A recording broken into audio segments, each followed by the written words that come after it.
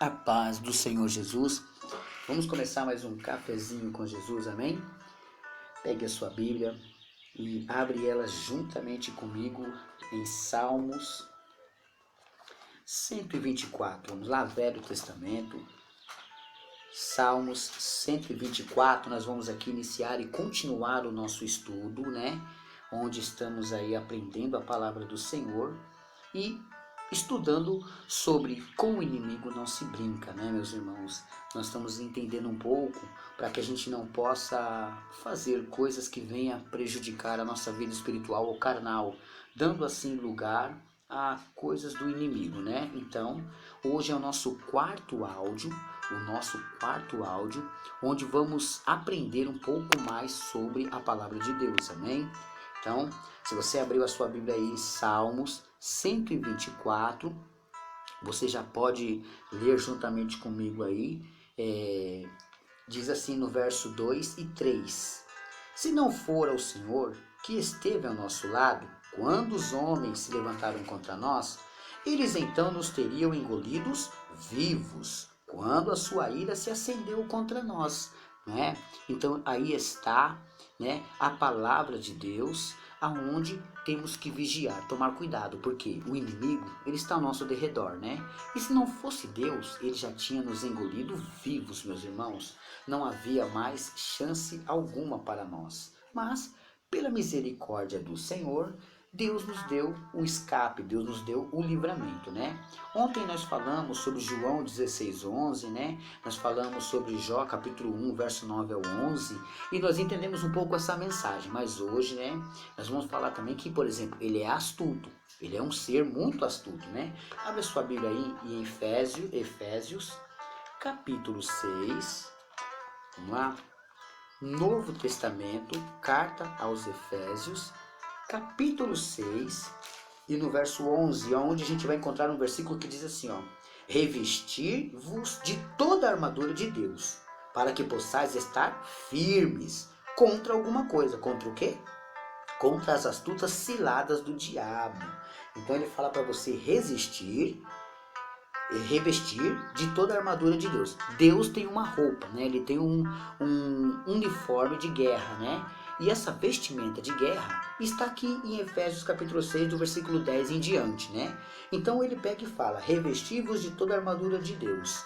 Para podermos lutar contra ele, para podermos estar fortes contra ele, temos que estar revestidos de toda a armadura de Deus. Amém? Já que estamos ali revestidos de toda a armadura de Deus, aí ele fala para que serve isso? Para a gente poder estar firmes. Por que tem que estar firmes com essa armadura de Deus? Porque vamos ser atacados pelas astutas ciladas. Está dizendo que o diabo, ele é um ser astuto. E ele vai programar, ele vai preparar as ciladas contra nós. Então, ele vai usar as suas astutas ciladas contra nós e aí, por sua vez, nos derrubar. Quantas pessoas foram enganadas por ele, pelas artimanhas dele, pelas astutas ciladas dele, né? Então, cabe a nós fazer o quê? Nos revestir do quê? Da armadura de Deus. Quais são essas armaduras, pastor? Vou explicar agora. Olha só, a partir do verso 14 de Efésios capítulo 6, ele diz assim, ó: estais, pois, firmes, tendo cingido os vossos lombos com a verdade e vestido a couraça da justiça. Ponto. A primeira coisa que você tem que vestir é a couraça da justiça. E calçado os pés na preparação do evangelho da paz. Versículo 16.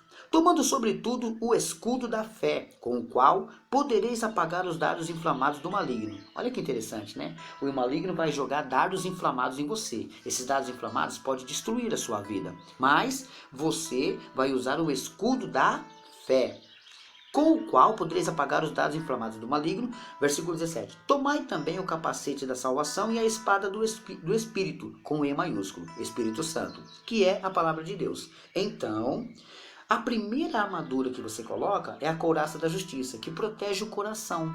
É como se fosse um peitoral, sabe? Ele protege o seu coração, para que nada venha entrar e destruir o seu coração. Depois ele fala para você usar os calçados dos pés, né?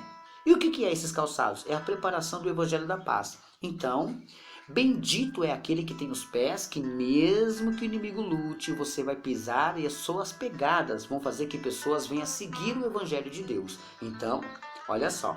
Em seguida ele fala: tomai sobretudo o escudo da fé, que foi o que eu disse, com o qual podereis apagar os dardos inflamados do maligno. Você às vezes está recebendo muitas setas malignas, muitos pensamentos negativos e está ficando fraco espiritualmente. Por quê? Porque você não tem esse escudo ainda. Você tem que procurar andar com esse escudo. Enquanto você está tentando andar sem esse escudo, os dardos inflamados vão atacar você. Nesse exato momento, você pode estar indo para o seu trabalho e pensamentos negativos entrando na sua mente. Você pode estar ouvindo o cafezinho e ao mesmo tempo pensando em outras coisas. Meus irmãos, você tem que ter o escudo da fé. Talvez você acordou agora e não está confiando no seu cônjuge, seus pensamentos estão poluídos. Por quê? Porque você não tem o escudo da fé. A partir do momento que você já vestiu a couraça da justiça, calçou os seus pés e já catou o escudo da fé, agora ele diz para você tomar também o capacete da salvação. Esse capacete, imagina, capacete, logo você pensa que é para proteger a sua cabeça, né? Por quê? Porque a sua mente está ali dentro dela, então ela pode ser atacada por coisas negativas. Então, você vai estar com o capacete da salvação. Tá entendendo? Nada pode mudar a sua cabeça. A sua cabeça está focada de ir para o céu. Sua cabeça está focada de ser salvo por Cristo. A sua cabeça está focada de não negar a Jesus. Mas alguém pode tentar fazer isso sumir. E você desistir dessas coisas. Por isso que ele fala que você tem que tomar o capacete da salvação. É uma convicção que você vai ser salvo. É uma convicção que mesmo que você pecar, tem direito a um perdão. Já viu aquelas pessoas que pecam e falam: poxa, eu peco toda hora, então não tenho mais perdão. Tá entendendo? Essa pessoa está sem o capacete da salvação. É necessário que você se revista dessas armaduras de Deus. Aí ele continua. E a espada do Espírito, o Espírito Santo, que é a palavra de Deus. Eu sempre repito essas palavras, né, que o Espírito com E maiúsculo está falando de espíritos demoníacos ou espíritos humanos, mas com espíritos com E maiúsculo significa Espírito Santo de Deus, amém? Assim você já sabe diferenciar. Quando você for escrever o nome de Deus, você escreve D maiúsculo. Quando você escreve o nome de Deus com D minúsculo, você está falando de demôniozinhos ou deuses que as pessoas criam. Então, o seu Deus, o Pai de Jesus, se escreve com D maiúsculo. De maneira nenhuma é minúsculo. Jesus com J maiúsculo. E o Espírito Santo com E maiúsculo. Amém? Até aí? Então tenta não fazer esses erros, meus irmãos, quando vocês forem escreverem, porque quando você pensar que está falando uma coisa, está falando outra, né? Então, se você tomar o escudo a espada do Espírito, que é a palavra de Deus, quando o inimigo tentar lutar contra você, você vai usar o quê? A palavra de Deus. Tá entendendo? É assim que funciona para que você possa lutar. Se revestir, porque o inimigo é astuto. Efésios 6:11, né? Ele pode fazer sinais, pode. Você vê muitas igrejas aí que você sabe que as pessoas estão totalmente tortas, erradas, e estão fazendo sinais de maravilhas. E muitas pessoas estão indo por ela, porque eles não querem o abençoador, eles querem uma bênção, né? Dá um pulinho comigo aí, vai, em 2 Tessalonicenses, vamos lá ver? 2 Tessalonicenses, no verso 2, vamos lá, capítulo 2, desculpa, 2 Tessalonicenses, capítulo 2, no verso 9 e 10, diz assim, ó: e esse cuja vinda é segundo a eficácia de Satanás, com todo o poder e sinais e prodígios de mentira, ó.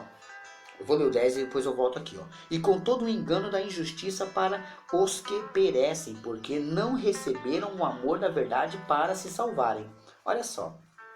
Esses dois versículos aqui, isoladamente, está dizendo o seguinte, né? Ó, e esse cuja vinda é segundo a eficácia de Satanás. Está falando de um ser que é segundo a eficácia de Satanás, né?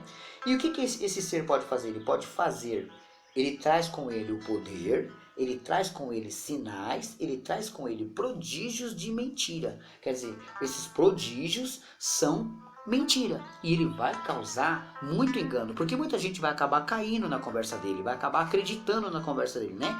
2 Tessalonicenses capítulo 2, verso 9 e 10.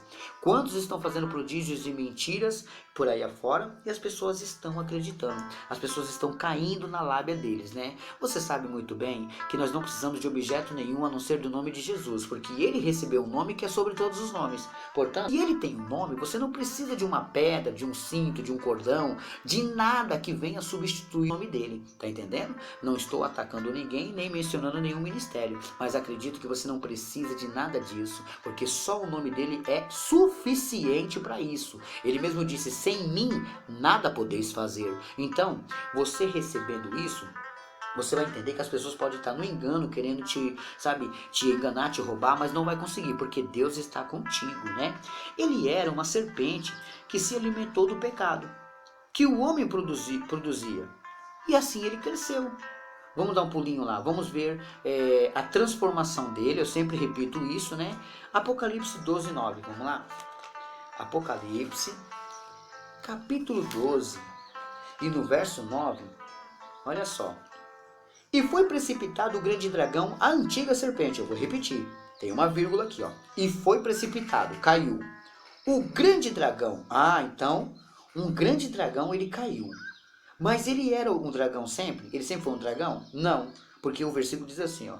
E foi precipitado o grande dragão, a antiga serpente. Então, ele era uma serpente que se tornou dragão.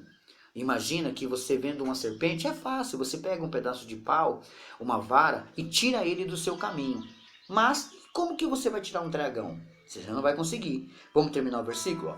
E foi precipitado o grande dragão, a antiga serpente, chamada Diabo. Então, quem era a serpente? Diabo. Que se tornou dragão? Diabo. E Satanás, que engana todo mundo. Ele foi precipitado na terra e os seus anjos foram lançados com ele. Por que os seus anjos? Porque ele enganou a terça parte dos anjos, né? Ele, com a sua lábia, conseguiu enganar aqueles que moravam no céu. Imagina anjos que moravam num lugar tão lindo, um paraíso, mas a sua lábia era tão boa, no sentido de enganar, que ele levou a terça parte dos anjos. Amém? Então, olha só. Aqui você entende que alguma coisa fez essa serpente crescer e virar um dragão. Qual foi a comida que essa serpente virou um dragão? Nós sabemos que a serpente e o dragão aqui é Satanás. Qual foi a comida que Satanás, lá no livro de Gênesis, era uma serpente? E no Apocalipse virou um dragão. O que fez ele virar um dragão? A palavra correta é pecado. Toda vez que o homem comete pecado, ele alimenta o diabo. Ele ganha força, porque a pessoa comete pecado. Então, se a pessoa procurar não pecar, o que acontece? O inimigo passa fome. Pastor, mas o que eu faço então quando eu sou atentado? Aí, essa resposta eu vou dar para você somente amanhã, tá bom? Aí você vai entender o que você pode fazer quando você for atentado. Hoje, nós vamos finalizar aqui, nosso tempo já está acabando, né? E acredito que você entendeu bastante sobre ele, né? O título do nosso estudo, meus irmãos, que eu quero que você passe para frente, é Com o Inimigo Não Se Brinca, né?